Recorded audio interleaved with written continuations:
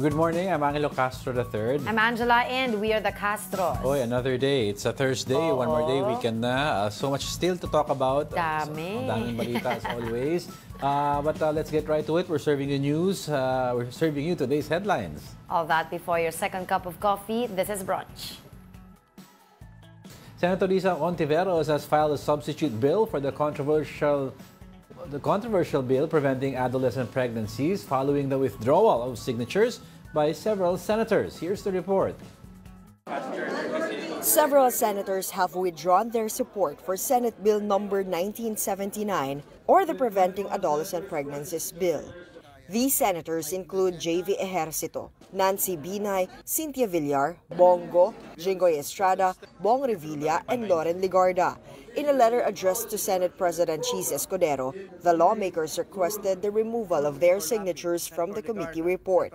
While emphasizing the need to address the rising teenage pregnancies in the country, the senators called for renewed dialogue to clarify misconceptions about the bill. Number one kasi nga yung syempre nakinig din tayo dun sa clamor ng ating mga kababayan na even the president raised certain issues against the bill and hindi pa nga napupunta sa presidente, may pronouncement na siya na ililito. So why would we produce a committee report na alam naman natin na ililito na ng presidente kahit hindi pa umaabot sa Malacan yun. Para sa peace of mind ng lahat, in fact, we're contemplating on withdrawing, no? Basta umasa kayo, ang iniisip po namin palagi po ano yung makakabuti, lalo-lalo na sa mga kabataan. Siyempre may apo ako, may anak ako, we have to protect them. So umasa kayo na kasama nyo kami sa laban na yan. Villar clarified that she withdrew out of respect for the concerns raised. Senate Pro Tempore Estrada said parts of the bill do not align with Philippine values. Hindi ko alam kung ano yung international standards. So, upon review, medyo hindi gukma sa kultura natin. Similarly, Go expressed opposition to any proposal that undermines family values or contradicts the Filipino faith.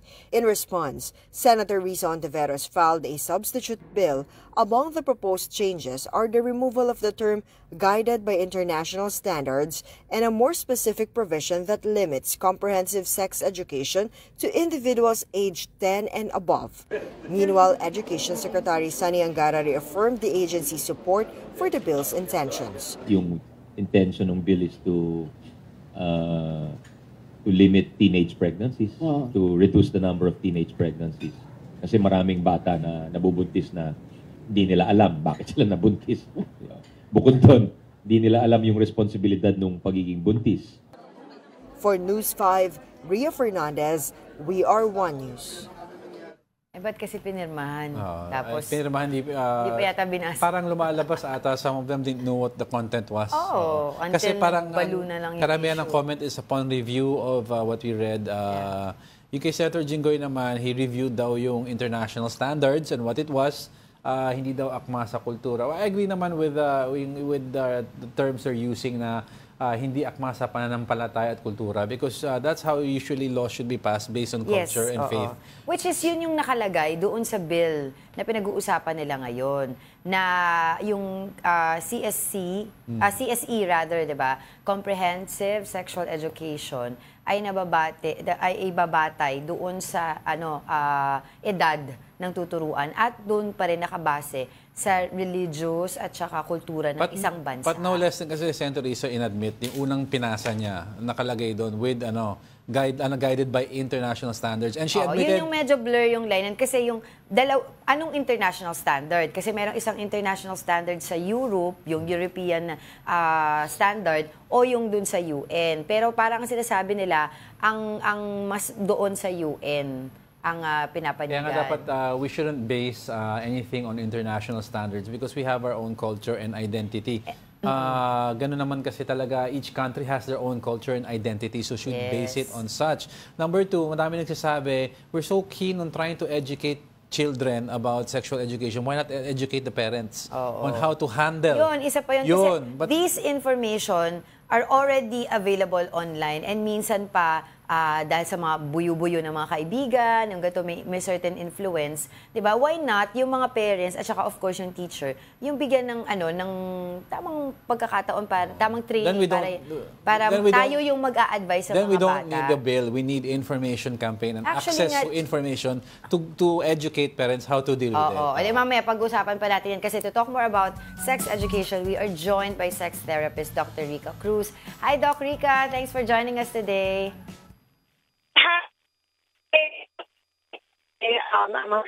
So, yes, good morning, everyone.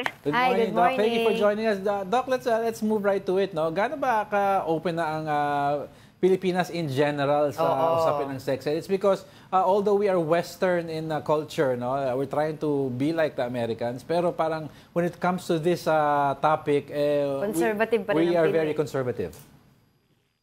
Yes, that's true. You can see naman, diba, the opposition, parang backlash for the bill and how they want to about comprehensive sexuality education. This is actually predominantly Christian. And Christian values, as much as we want to say that they're for purity, for them sex is gift, diba? I'm also Catholic eh. Oh, yeah. Hindi pa rin malinaw kung ano ba yung linya tungkol sa pag-uusap tungkol sa sex. Oo. Parang, di ba, growing up for us, hindi natin pinag-uusapan yung sex. Tabu, kasi oo. ang turo sa atin, tabu siya, masama siya, pang matanda lang siya. So yung ganong thinking, ganong mindset, yun yung napoperpetuate up until now. Although, it's very promising because there are groups and there are people.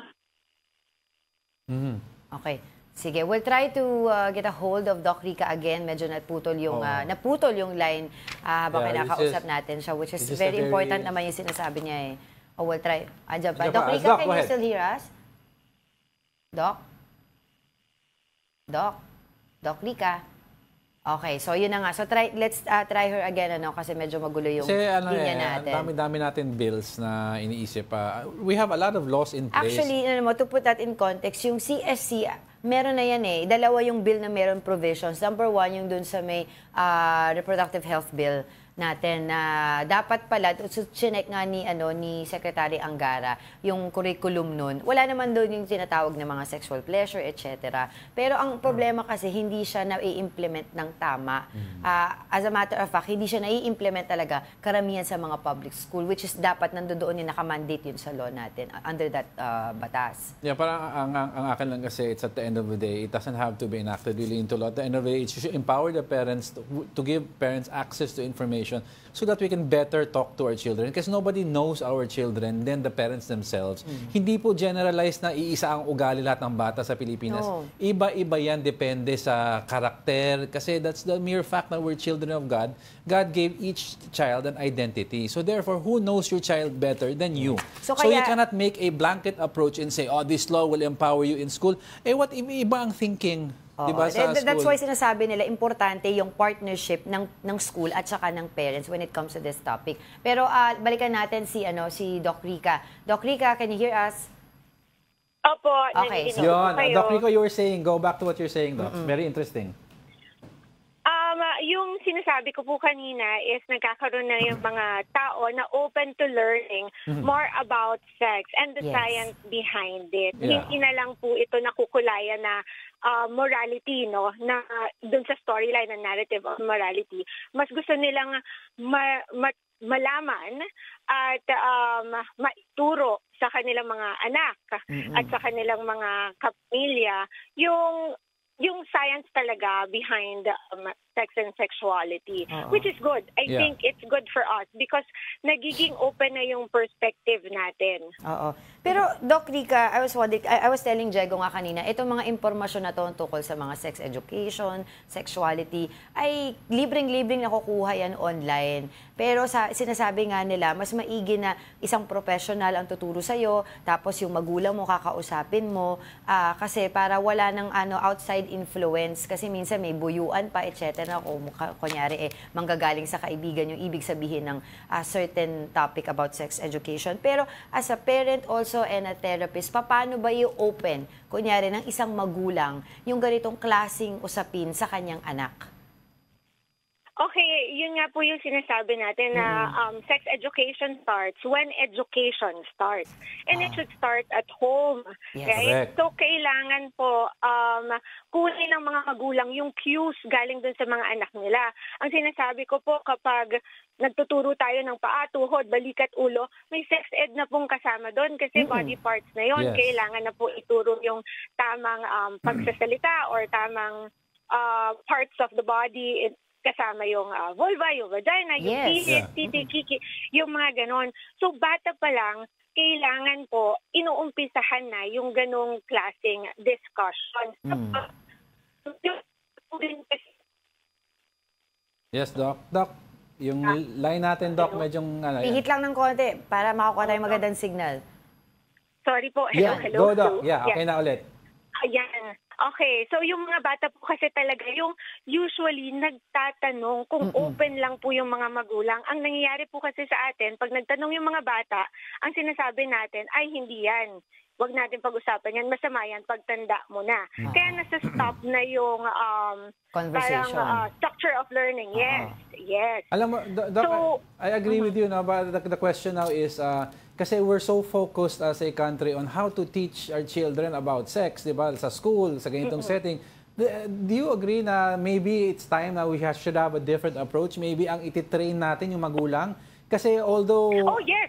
let's face it, Doc. I agree. Wag tayo hypocrite. I mean, parents, I'm sure the pleasures of sex with each partner nandun. But when it comes to our children, nagka-clam up tayo, hindi natin alam approach. So we teach the parents how to deal with your child. Yes, sir. Actually, I do give out sex ed for parents workshop. I give out free sex ed for parents workshop. You can invite me anywhere. I'll be there because that's really my advocacy. Because when I started teaching children, college students about sex, what happened was, what I saw is pag uwi po nila sa bahay, nagkakaroon ng clash dun sa mga magulang nila. So, parang kung sabihin ng magulang nila, ay hindi naman tama yan o ganyan, mas nako-confuse yung mga bata. That's right. So, mas maigi po talaga na yung mga magulang yung ine-educate natin para sila yung magsabi dun sa mga anak nila. And then, supplementary na lang po talaga yung nasa eskwelahan. Yun din po talaga yung pinupush ko. I really agree that we have to teach the parents.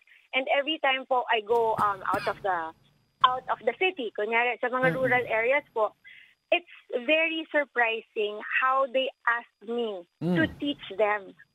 Ganun po talaga. Kaya medyo nakakagulat na sinasabi ng mga tao that hindi dapat ito ginagawa. Parang gano'n. Or parang that's right. hindi dapat ito pinag-uusapan. Pero pag pumunta po tayo dun sa mga iba't ibang lugar, pag kinausap mo na sila ng personal, ang dami po nilang tanong. That's right. So, kailangan po natin talaga siya ma-address. Kasi I think, Doc, the rationale kasi behind that is there are so many children in this world, iba-ibang characteristics, and now we have integration with the children with special needs. Meron tayong may ADHD, iba ang ways of thinking ng each child. So therefore, hindi pwede ang blanket approach sa isang setting na iisa ang tuturuin mo, iba ang perception ng bata, and pinag-usapan nga namin ang parents na nakakakilala sa bata nila. So siguro, 'di ba, yung sinasabi mo, Doc, we teach the parents, but ang question, Doc, is should the parents approach the child first at a certain age para turuan, or should we wait for us to be approached by the child before we open the topic? Oh, sir, the child will really ask about their genitals at the ages 3, 4, diba, ages 3, 4, 5, they will start touching themselves. So when they say touching themselves, it's not sexual. It's purely for curiosity. And those are the cues for the parents to talk about, hey, don't touch yourself in public, or yung mga ganun po na bagay. Manggagaling po yun pareho dun sa bata na inoobserbahan ng mga magulang, because katulad po ng sinabi nyo, yung magulang naman po yung may kilala sa bata. And the parents should be very sensitive on what the child needs. at that moment. That's What right. kind of guidance they need at that moment. Oo. Yun nga po, no, sundutan ko lang din yung question na yun ni Diego kasi isa sa mga issue ngayon dun sa bill, yung age appropriateness ng CSE rather, no? Sinasabi nila doon, ng isa pinagtatalunan nila, 0 to 4 years old, tuturuan na daw ng sexual pleasure, which is sabi naman nung may akda ng bill na yon, hindi naman daw ganun yun. So, ano ba, pag 0 to 4 years old or anong edad ba dapat or ano yung dapat tinuturo when it comes to certain age? Okay po. Meron po kasing 8 aspeto ang CSE. Kasama po doon yung relationships, yung values, yung safety, yung lahat na po. Hindi na po iisa-isahin. Ngayon, yung mga aspeto pong yun, merong kaya po age appropriate, di ba? At 0 to 4 years old, kunyari, kasama doon yung safety ng katawan. Sino po ba yung pwedeng humawak sa kanila? Right. Ano yung mga klase ng hawak ang hindi dapat nila nararamdaman when it feels uncomfortable for them, sino yung kakausapin nila. Meron din pong aspeto ng relationships. Ibig sabihin, sino po yung pamilya nila? Ano po ba ang pamilya? Ano po ba ang pagmamahal in the family? Ganon po yung tinuturo at that age. Hindi po masturbation. Hindi po... I agree. Hindi po parang di naman maintindihan yun eh, di ba? Hindi po nila talaga maintindihan yun kasi yun nga po, parang para sa kanila, it's more self-soothing. And yun, parang naghahanap lang sila ng mga bagay that is familiar to them. That's right. And their bodies are the most familiar thing to them at that moment. So, madami po talagang misinterpretation saka misinformation na lumalabas. Kaya rin po siguro nagiging parang parang nagiging clickbait na lang ang mga bagay-bagay na hindi talaga naiintindihan kung ano yung gustong sabihin at yung intention nung parang pinupush natin na advocacy. Actually, misinformation and disinformation din eh. Yun ang nangyayari din ngayon eh, di ba, Doc Rica? Pero tanong ko muna, Doc Rica, kasi nakikita ko minsan sa mga post mo sa social media. Hindi kita sinustok nakikita ko lang. Pero friends tayo. Friends tayo eh, di ba? Pero nakikita ko doon lagi mo sinasabi, sex positive. Sex positive, no? So, ano ba ibig sabihin ng sex positive versus doon sa sex education? Okay, magkaiba po yun. Kasi yung sex positive, being sex positive, it's a philosophy. It's a mindset, a way of life. And what it basically says, blanket statement, is that it normalizes human sexuality as a healthy and natural part of life. So hindi niya sinishame yung sex. Walang tabu, walang stigma, diba? Walang guilt na kasama. Ngayon yung sex education po, very structured approach, providing information on science, facts about sexuality, and it includes anatomy, reproduction, relationships, consent, sexual behaviors, yung mga ganun po. So, yung sex education, very structured siya, very concrete. Comprehensive sexuality education na pinag-aralan po talaga. Yung sex positivity, it's a way of thinking of how you see sex. So, kapag binigyan ka ng sex education, diba? Hindi po ibig sabihin nun na magiging sex positive ka na. Kasi, it's up to you po kung ano yung gusto nyong values and perception on sex. Tinuturuan lang kayo. Parang 1 + 1 = 2 lang po ito. Correct. I agree with that. Ayun. Well, thank you for your time, Doc, and your insights. It's an interesting conversation. That was sex therapist, Dr. Rica Cruz. Thank you, Doc. Maraming salamat po. Na-agree lang ako doon kay Doc na at the end of the day, it's up to the parents. Diba? I don't need kasi yung sa sa mga comprehensive sexual education, ituturo lang of course yung anatomy ng katawan mo. And we already have that. But I'm just saying we don't need a law anymore to tell the parents how to teach the children. Teach them the sex education, but the values of it should be taught at home. That is my, sa akin, be open-minded dito sa mga ganitong usamin dahil grabe talaga talamak yung, I never said that, yung mga bata na teenage pregnancy. And before we move on, one thing we have to teach is how to deal with children in terms of social media. Because that is the one primary drivers of all of this. We don't need another bill to tell you about values and sex. That's a home that should begin in the home. All right, let's move on to the next. To discuss.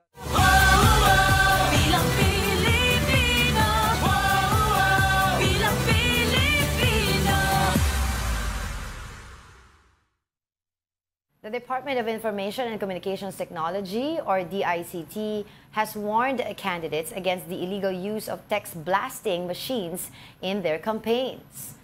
The warning came after the Philippine National Police Anti-Cybercrime Group arrested a Malaysian national for allegedly selling text blasting machines. The DICT suspected that his clients were not limited to scammers but also included politicians. I need to warn our candidates, no? Because we will be monitoring. So oras na may ma-monitor kami ng mga text blasters in operation at nagpo-push or for certain candidates, matitrace namin yan. At baka makompromiso yung candidature nung kandidato dahil we will definitely confiscate that, file appropriate criminal charges, and perhaps file whatever charges we should do even in the COMELEC. Oo, kasi mauuso na naman yan dahil campaign period, 'di ba? Next month, mauuso na yung mga text blasting ng mga kakandidato para sa botohan. Text blasting has long been a method that candidates have been using, but we have to discuss this further in detail. We have with us the ICT spokesperson Asek Aboy Paraiso to join us on Brunch. Asek, thank you very much for joining us.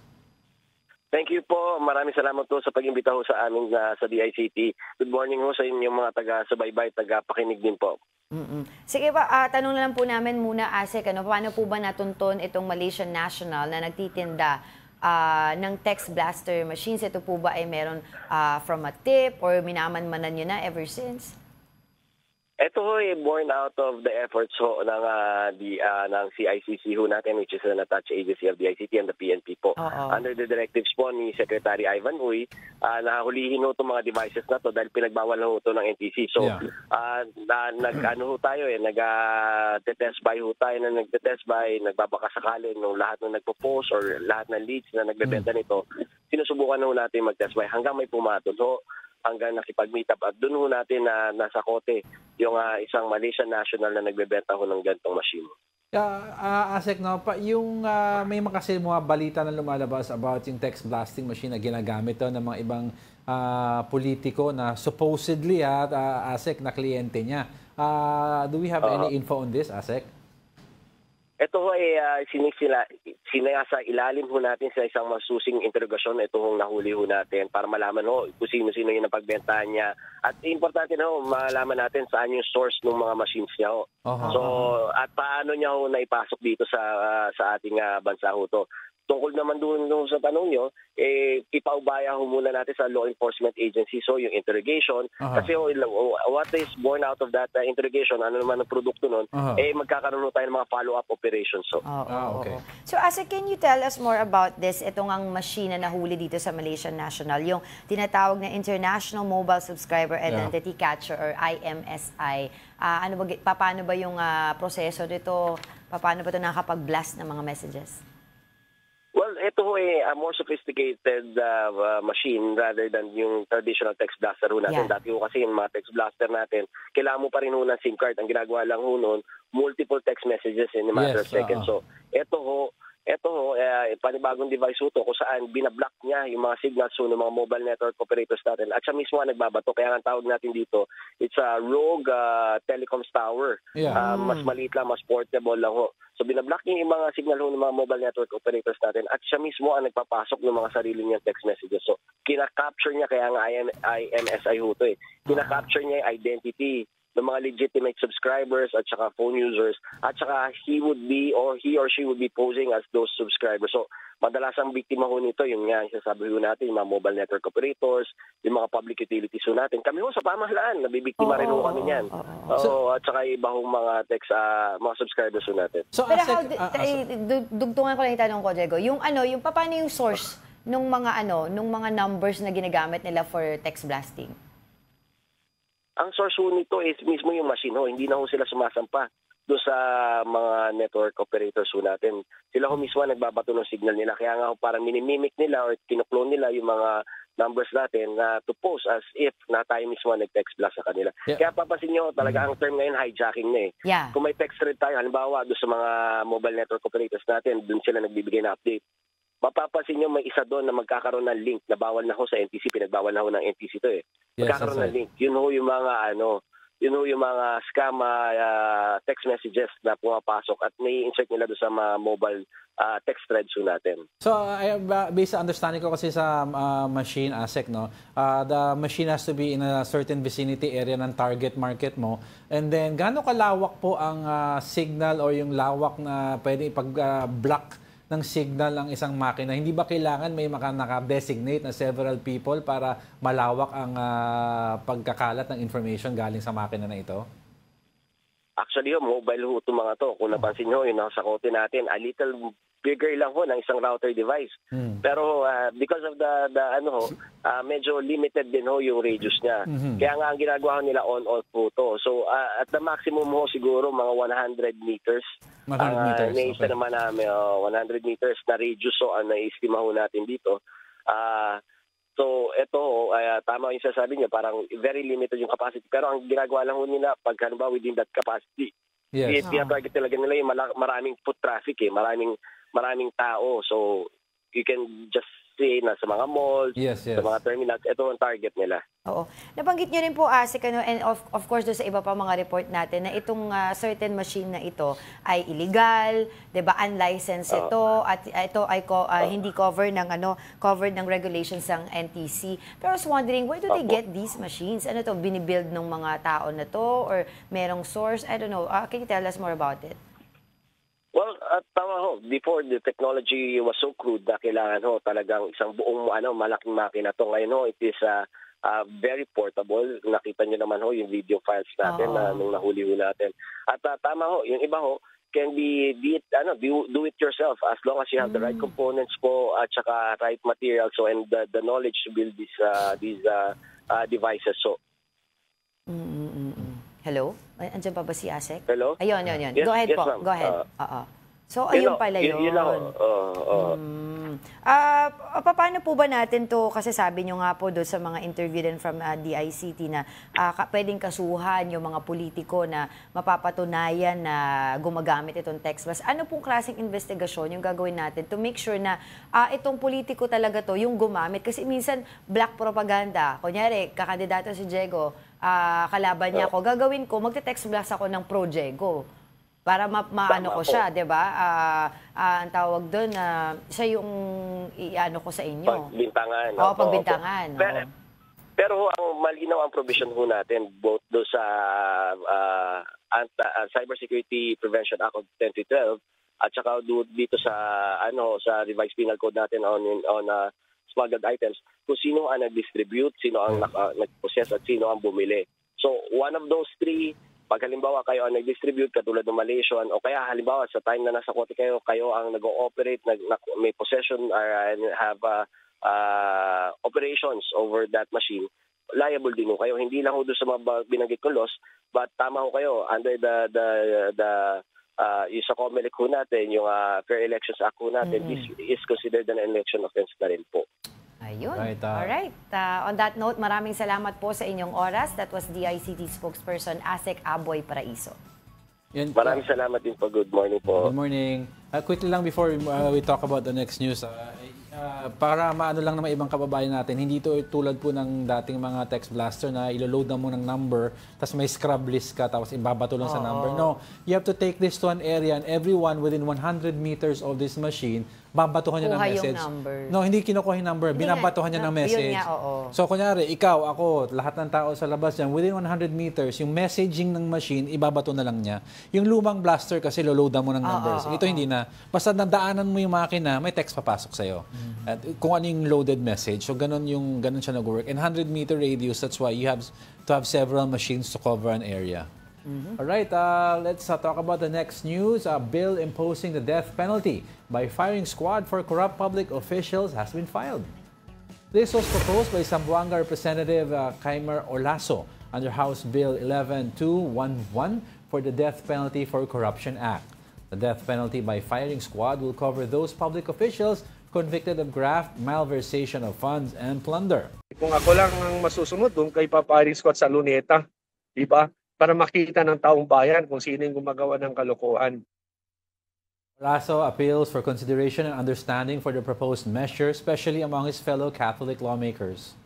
I'm a Roman Catholic by birth. I respect the church. Every Sunday I go to church. But sabi ko, I think we have to put this in our country. Kailangan para tumino yung bansa natin. Alam mo, hindi mo rin maiwasan yung yung kasi sa sobrang garapalan na yung mga corruption sa atin, may isip mo na yan. Pero yun nga, but first and foremost, you have to fix a justice system. Kasi you can see several lawmakers right now who are active that have been proven guilty, tapos later on mag-change ang administration. Hindi na nila kalaban yung administration. Hindi na sila guilty. Pero ang mga nakakasuhan pa yung mga low-level positions, mga director, mga regional directors. Mga ASEC-USEC, ganyan. So it's hard to say that if a firing squad mo, dahil alam mong madaming nahatulan na innocent. And could you imagine, how do you rectify somebody being killed sa firing squad? Later on, malaman mo innocent.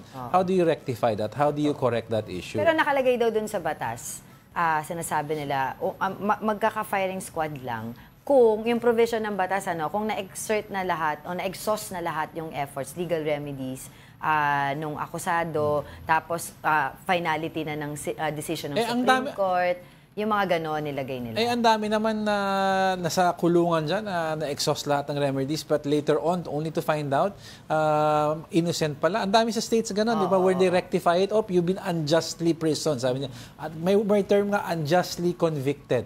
In other words, lahat ng na-rule with finality, pero nalaman later on, may bagong evidence lumabas, mali pala kami. How do you correct that pag nabaril ka na firing squad ka na? Kaya nga tayo dito, wala tayong death penalty.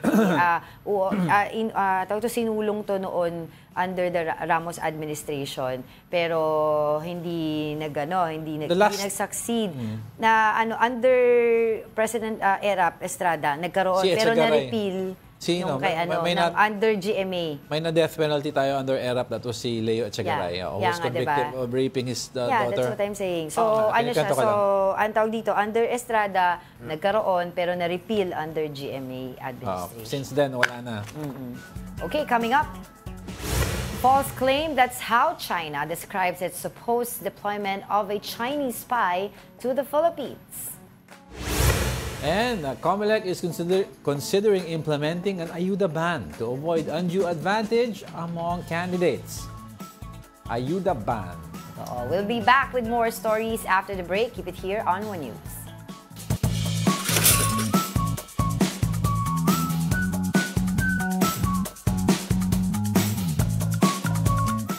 Good morning. You're still watching Brunch here on One News. Happy Thursday po. Siyempre, babati tayo dun sa mga nanonood sa atin.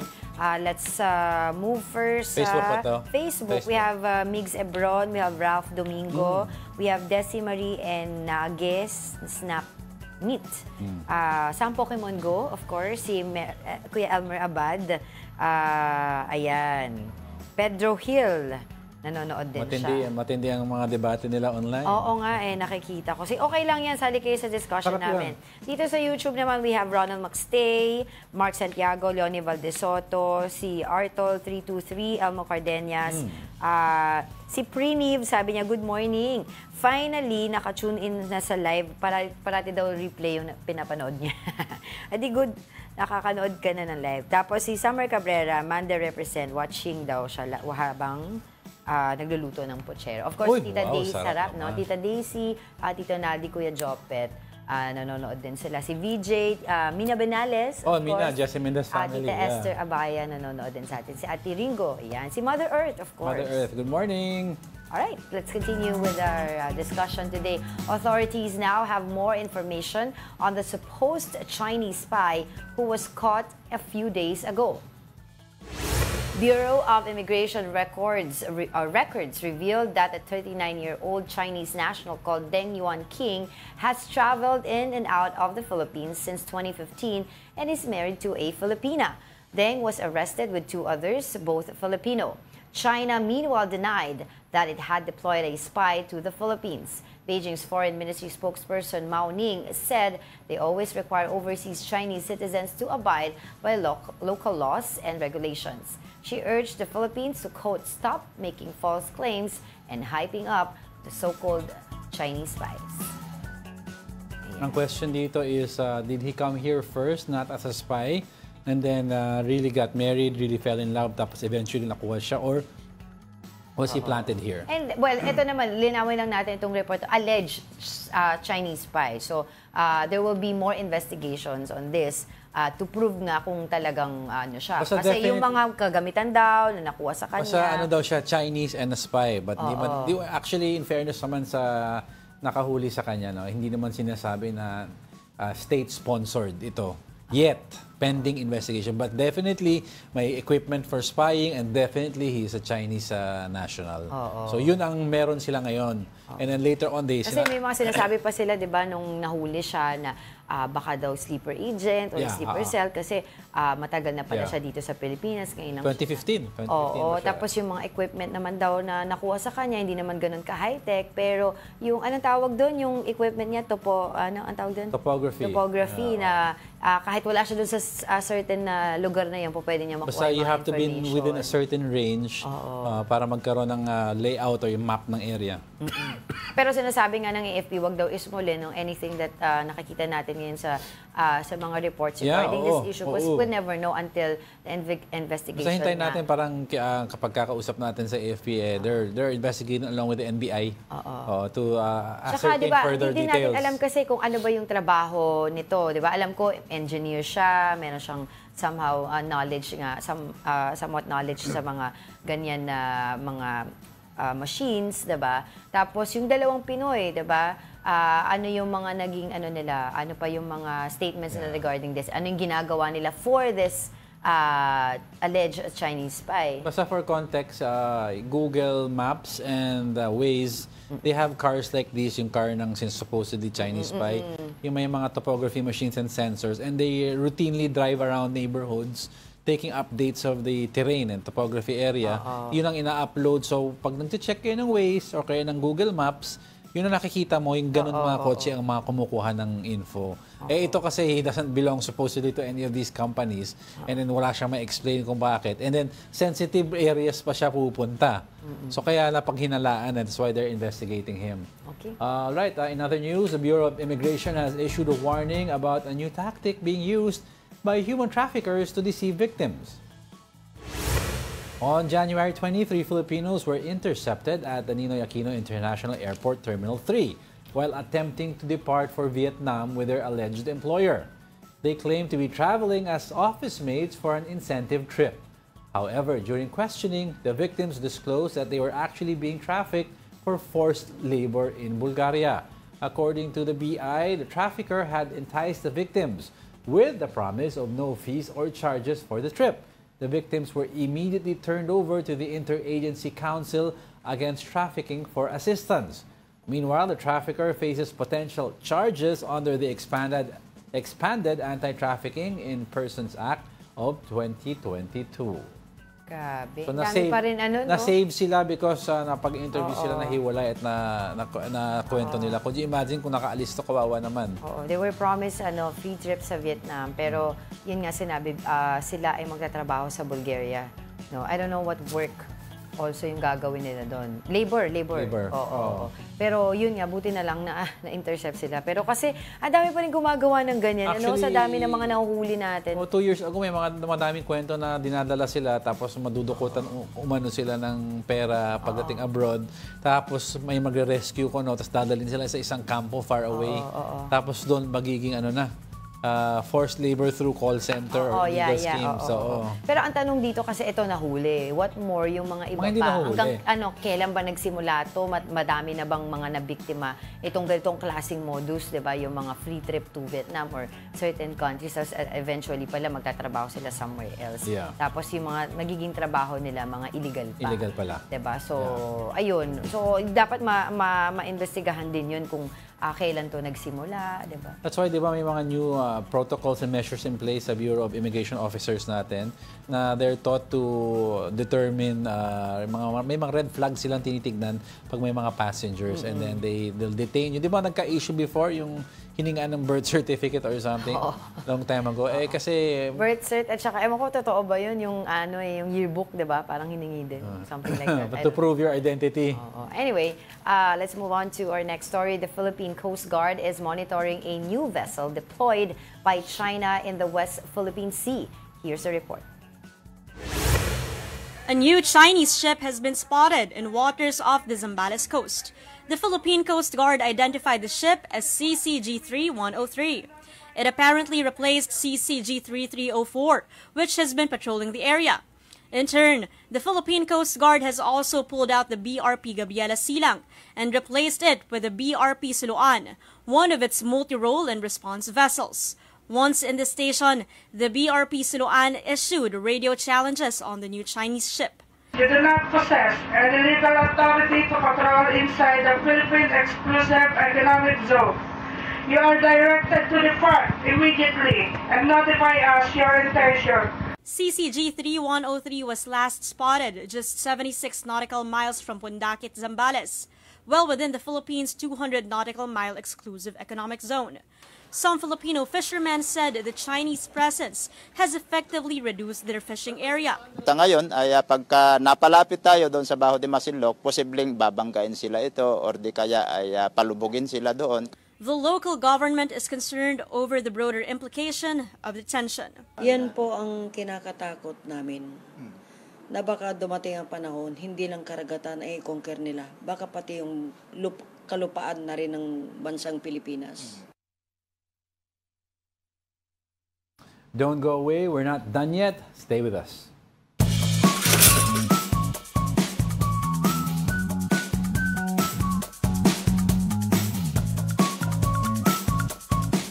Welcome back. You're still watching Brunch here on One News. So, Ralph Domingo, very attentive. Sabi niya parang may naiba daw ng konti sa Brunch. Abangan nyo. Abangan nyo yan, oo. Alright. Let's continue with our discussion for today. Senate President Chis Escudero refuted allegations that the 2025 national budget had blank items. Escudero was reacting to the statements of Davao Representative Isidro Ungab and former President Rodrigo Duterte. Duterte described the 2025 national budget as invalid due to supposed blank items and that it was a criminal action. But Escudero said this was a lie, assuring the public that the budget signed by President Bongbong Marcos was complete. Fake news daw.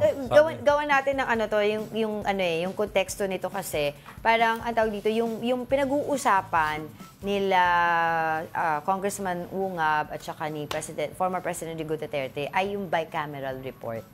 Itong bicameral report na ito ay hindi ito yung pinipirmahan ng presidente. Kasi ang pinipirmahan ng presidente yung GAA. So I think nagkakaroon kasi ng disconnect na ang pinag-uusapan ni President Bongbong Marcos na sinasabi niya na lie, ang dokumento na sinasabi niya ay yung GAA na kumpleto yung mga items doon.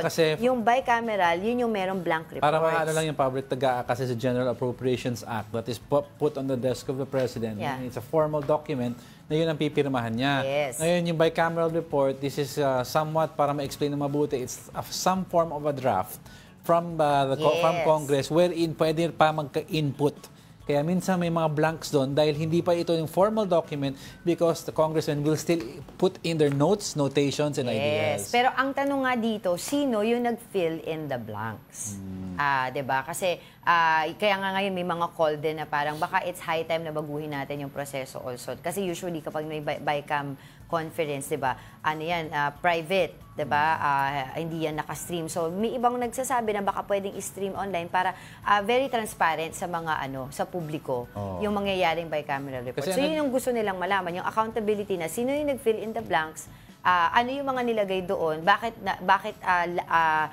nagkaroon ng blanks at that time dun sa bicameral kasi report. Kasi para lang maintindihan ng public, yung versions kasi ng Senate and Congress, pag nagkasundo sila, the person taking the minutes of the meeting and nagda-draft ito as a report, kung ano yung pinag-usapan ng mga congressmen at saka mga senators, yung po ang ida-draft supposedly for approval ng president. Pipirmahan na yon. Ang daming pages yon, over 300 to 600 pages. So, ang ina-assume po ng mga congressmen at mga senator, pag yung report na sa kanila, ina-assume nila na kung ano yung napag-usapan, yung nakasulat, so pipirmahan nila. Pero sometimes, ang mga history will tell you, may mga certain congressmen who have inserted additional items or senators in the report bago na lang pirma. Yung senador doon, wala naman yun nandun diba? Kasi sinisingit nila bago mapirmahan. Kasi sinasabi ng senador, kasi kung anong pinag-usapan syempre in good faith, isipin ko, yun ang pinipirmahan ko. Bakit may siningit? Kasi ang daming pahina po yan. That's why kaya sinasabi ko, alamin natin kung sino yung nag-fill in the blanks, diba? So ngayon, dapat malaman ng tao na yung dokumento na pinag-uusapan nitong dalawang panig na ito ay magkaiba. Magkaiba siya. Kay Duterte yung bicameral report. Bicameral report sa side nila Congressman Ungab. Yung napirmahan ni PBBM. Yung sinasabi ni ni President BBM, ay yun yung GAA report, which is wala talagang blanco doon. The General Appropriations Act report. All right. Okay, let's continue with our discussion.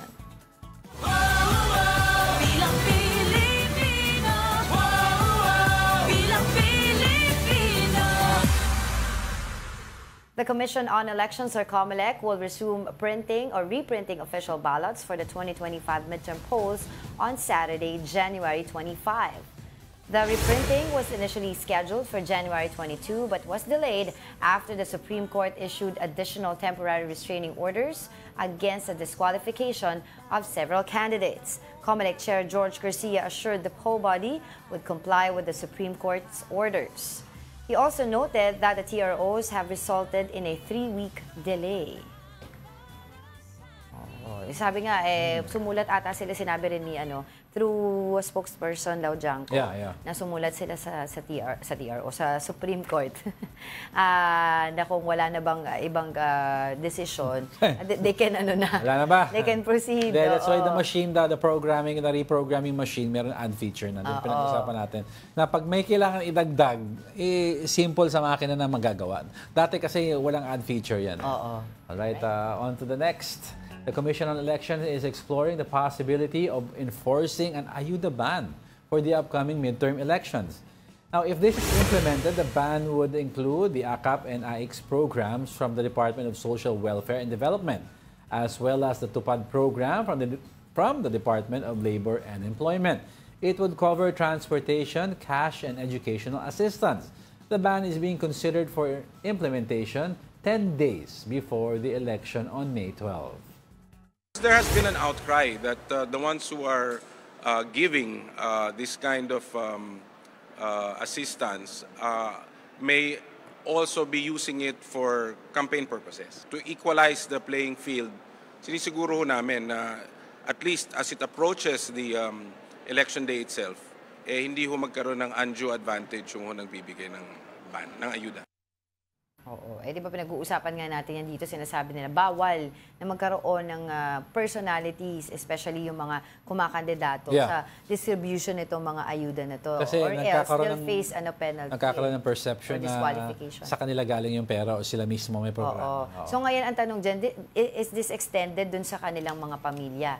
Sinabi ng COMELEC, extended yan, of course, di ba? Kasi baka mamaya papuntahin na lang yung campaign team pero may pangalan pa rin. Di ba? Associated itong certain person na to dun sa isang certain candidate. So, it is understood pag hindi nila lokohin yung mga gray area, the brand itself is not DSWD, allowed. hindi yun sa kanila. So, DSWD lang dapat ang nag-distribute. Alright, let's move on.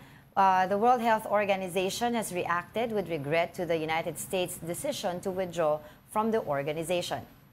The WHO underscored the agency's crucial role in protecting the health and security of people around the world, including Americans. The organization also highlighted its success in saving countless lives over the course of the past decades, all with the support of the U.S.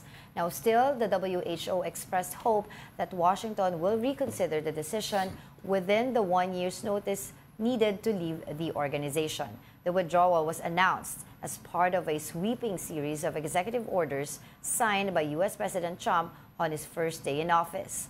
The EO cited WHO's mishandling of the pandemic and its inability to demonstrate independence from political influence, among others. Actually, a lot of analysts will tell you that if you know Donald Trump well, and his style of governance, di ba? As a businessman, this is commonly done in negotiations pag nagkakaroon ng mga business deals. You terminate a deal para the other side matauhan daw sila, and you will try to renegotiate. So, ang sinasabi ng iba, he did this to wake up WHO para mag-attempt ng mag-renegotiate. Sige, ayusin namin yung proseso, ituloy natin tong partnership. So, pero I doubt it because before siya umalis sa pagiging presidente niya dun sa first term niya, ito na talaga yung gusto niyang gawin. Pero, di ba, 12 months or 1 year yung validity ng pag-alis mo. Siyang pasok naman ni Biden at that time ng administration niya. So, hindi na natuloy. So, ito talaga gagawin. Yeah, that's what I'm saying. That's why it could be an attempt. In business, ginagawa mo yan.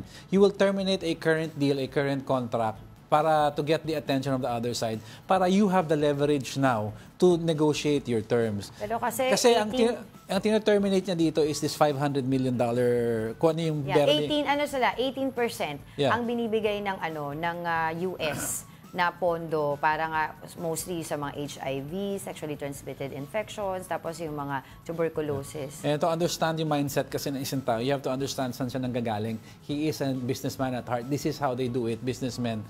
They will terminate existing deals to get the leverage in a negotiation so that ikaw ang magdidictate ng terms. I think what he wants to do is dictate the terms. Babaan natin yung binibigay natin pagbibigay ng pera sa WHO. Tapos, igawin nyo ng line item kung anong gusto nyo gawin. Kasi ang ginagawa ng WHO, the money na pumapasok sa kanila, hindi rin na line item. Binabato pala sa mga accredited agencies all over the world. Without, minsan, yung vetting process daw, hindi ganun kalinis Hindi ganun Pero ako sa akin naman, there's a reason why kaya nga America superpower sila Kasi kung gusto niya ng fair treatment, sila nga yung mas, tawag dito, mas nakakalamang.